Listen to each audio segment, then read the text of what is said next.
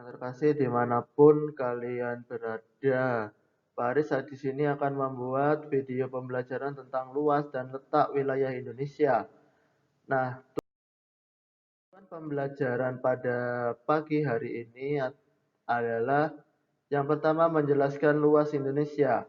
Yang kedua adalah menyebutkan letak Indonesia secara astronomis. Yang ketiga, menyebutkan letak Indonesia secara geografis. Kemudian yang keempat, menjelaskan kondisi iklim di Indonesia. Oke, tidak usah berlama-lama, mari kita lihat materi yang pertama yaitu luas Indonesia. Dari peta yang telah Pak Haris tampilkan, bahwasanya di situ terlihat bahwasanya peta Indonesia. Di situ kita bisa melihat luas atau batas-batas wilayah Indonesia. Batas wilayah Indonesia itu ditandai dengan garis yang berwarna merah. Garis merah yang mengelilingi wilayah Indonesia itulah batas-batas Indonesia. Nah, berapa luas perairan, berapa luas daratan, mari kita lihat bersama.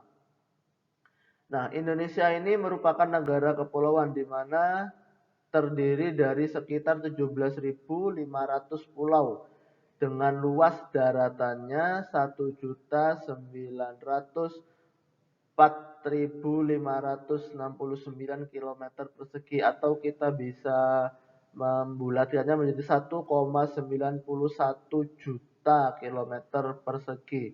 Dan luas perairan Indonesia itu sekitar 6,32 juta kilometer persegi, atau sekitar 70%, 60-70% dari keseluruhan luas wilayah Indonesia. Makanya Indonesia itu disebut negara maritim. Kenapa kok disebut negara maritim? Karena memang luas wilayah Indonesia itu sebagian besar adalah perairan. Nah, setelah kita mengetahui luas wilayah Indonesia, maka kita akan mencari tahu di mana sih letak wilayah Indonesia itu. Nah, letak suatu wilayah itu bisa dilihat lewat dua cara, yaitu secara astronomis dan secara geografis. Nah, letak wilayah Indonesia adalah tempat berada wilayah Indonesia di permukaan bumi itu di mana. Sekarang kita akan lihat letak astronomis itu pengertiannya apa. Letak astronomis adalah letak suatu wilayah berdasarkan garis lintang dan garis bujur. Garis lintang dan garis bujur ini adalah garis khayal yang dibuat oleh manusia untuk memudahkan mencari letak suatu daerah atau suatu wilayah. Garis lintang adalah garis yang membagi bumi menjadi dua, yaitu utara dan selatan. Jadi garis lintang itu dia horizontal. Sedangkan garis bujur itu adalah garis yang menghubungkan antara kutub utara dan kutub selatan. Dan ini garis bujur ini membagi bumi menjadi dua bagian, yaitu bagian timur dan bagian barat. Sedangkan kalau letak geografis adalah letak suatu wilayah berdasarkan kenyataan di permukaan bumi. Nah, sekarang kita lihat di mana sih letak wilayah Indonesia berdasarkan astronomis dan berdasarkan geografisnya.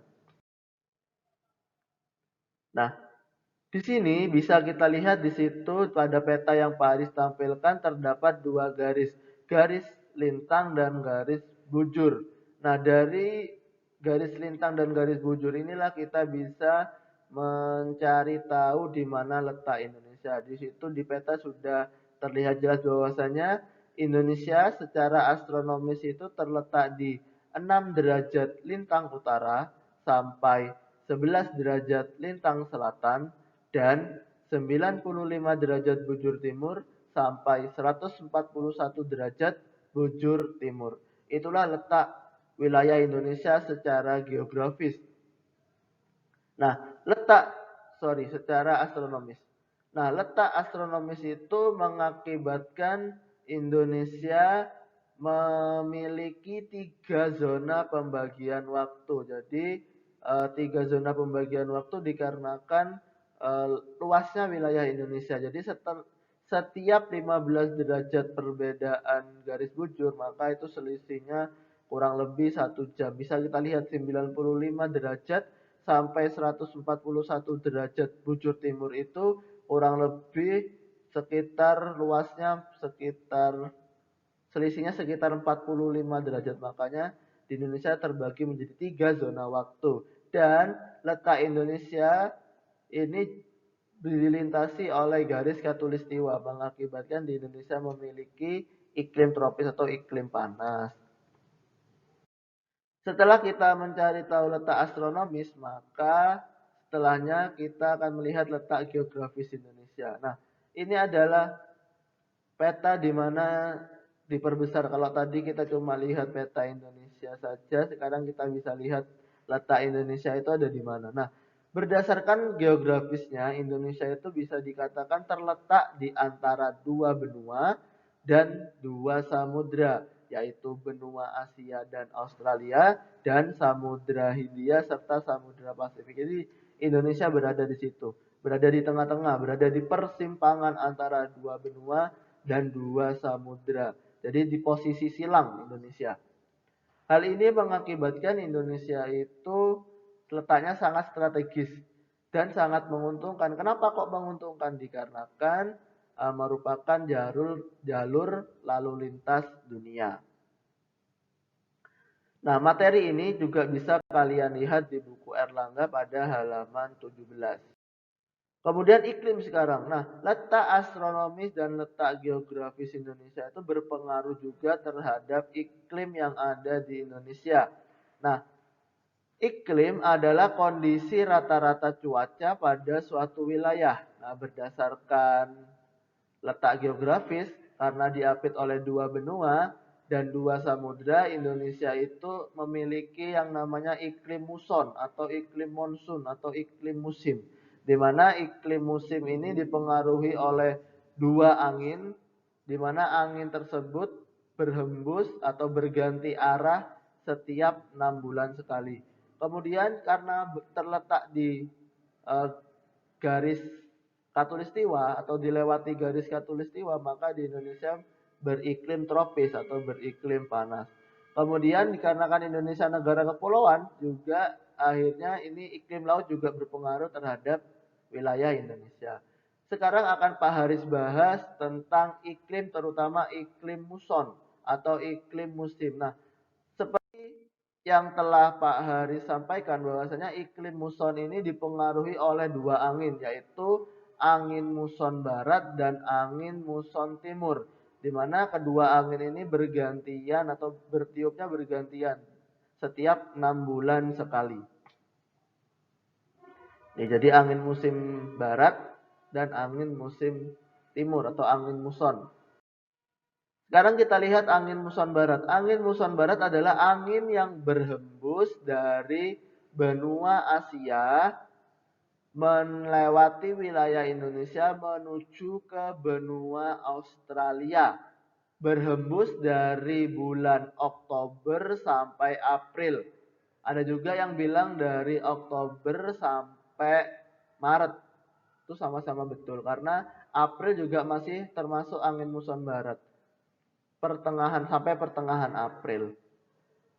Nah, di Indonesia ketika angin muson barat itu berhembus, di Indonesia terjadi musim penghujan. Apa alasannya kok di Indonesia terjadi musim penghujan? Dikarenakan angin yang berhembus itu melewati samudera yang luas sehingga hal ini mengakibatkan anginnya bersifat basah karena membawa uap-uap air. Nah, uap-uap air itu terkumpul dan akhirnya mengakibatkan wilayah Indonesia sering terjadi hujan. Kemudian kebalikan dari angin muson barat, yaitu angin muson timur. Angin muson timur ini berhembus dari benua Australia menuju ke benua Asia. Berhembus dari bulan April sampai Oktober. Nah, anginnya ini bersifat kering. Jadi angin muson timur ini bersifat kering sehingga di Indonesia menjadi musim kemarau. Tapi yang perlu digarisbawahi walaupun bersifat kering, angin muson timur ini dia membawa hawa dingin. Kenapa kok membawa hawa dingin? Karena pada saat angin muson timur ini berhembus di benua Australia itu lagi musim dingin atau lagi akan turun salju sehingga mengakibatkan di angin yang berhembus itu bersifat dingin. Sehingga kenapa kok pagi hari itu sangat dingin seperti yang Pak Aris tanyakan? Jawabannya adalah karena angin yang berhembus itu membawa udara dingin dari benua Australia. Kemudian iklim tropis atau iklim tropika adalah iklim yang dipengaruhi karena wilayah Indonesia dilewati oleh garis khatulistiwa. Ciri-cirinya yaitu jelas iklim ini bersifat panas karena garis khatulistiwa adalah jalur lintasannya matahari. Ciri-cirinya dari iklim tropis ini adalah suhu rata-rata tinggi di atas 18 derajat Celcius. Jadi suhunya itu tinggi. Suhunya tinggi di atas 18 derajat Celcius, bahkan bisa sampai 25, 26, 27. Kalau sampai ekstrim bisa sampai 28. Itu adalah ciri-cirinya iklim tropis. Kemudian curah hujan atau tekanan udara rendah mengakibatkan curah hujan banyak. Hujan banyak dibandingkan daerah lain di dunia karena penguapan dari laut dikarenakan cuacanya panas, air laut sering menguap sehingga mengakibatkan sering terjadi hujan di Indonesia. Kemudian iklim laut. Iklim laut adalah iklim yang dipengaruhi karena wilayah Indonesia 70%-nya adalah lautan. Nah, ciri-ciri dari iklim laut ini suhu tahunannya rendah. Kemudian banyak awan, sering hujan disertai badai. Jadi ketika iklim laut itu mengapa di Indonesia juga sering hujan ya karena selain iklim tropika juga di Indonesia itu dilewati oleh garis khatulistiwa dan lautnya banyak sehingga sering terjadi penguapan. Nah, sekarang terakhir akan Pak Aris bahas tentang pola curah hujan di Indonesia. Ada 3 pola curah hujan di Indonesia yang perlu kalian ketahui. Yang pertama adalah pola monsunal, di mana pola monsunal adalah pola hujan yang memiliki satu puncak musim hujan. Jadi hanya satu puncak musim hujan. Kemudian ada pola ekuatorial, yaitu memiliki curah hujannya ada dua. Jadi dua puncak musim hujan yang dinamakan bimodial. Kemudian ada pola lokal atau pola peralihan lah. Karena di sini dia berlawanan dengan tipe hujan monsun. Ketika dipengaruhi oleh angin monsun itu sudah musim kemarau, kalau yang punya pola lokal dia terkadang bisa turun hujan.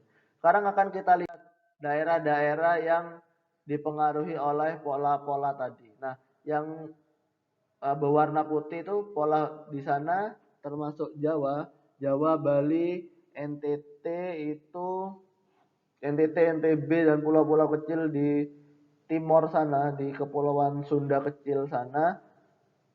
Di situ pola hujannya adalah pola monsunal.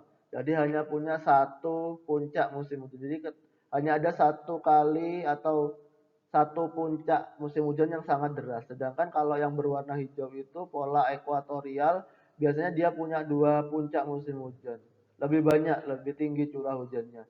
Sedangkan yang merah itu kebalikan dari pola monsun. Jadi kadang walaupun sudah musim kemarau di zona-zona bagian merah itu masih bisa turun hujan. Nah, begitu saja penjelasan dari Pak Haris tentang letak dan luas wilayah Indonesia dan pengaruhnya.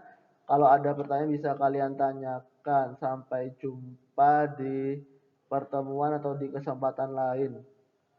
Semoga kalian sehat-sehat selalu dan tetap semangat belajar. Sampai jumpa anak-anak.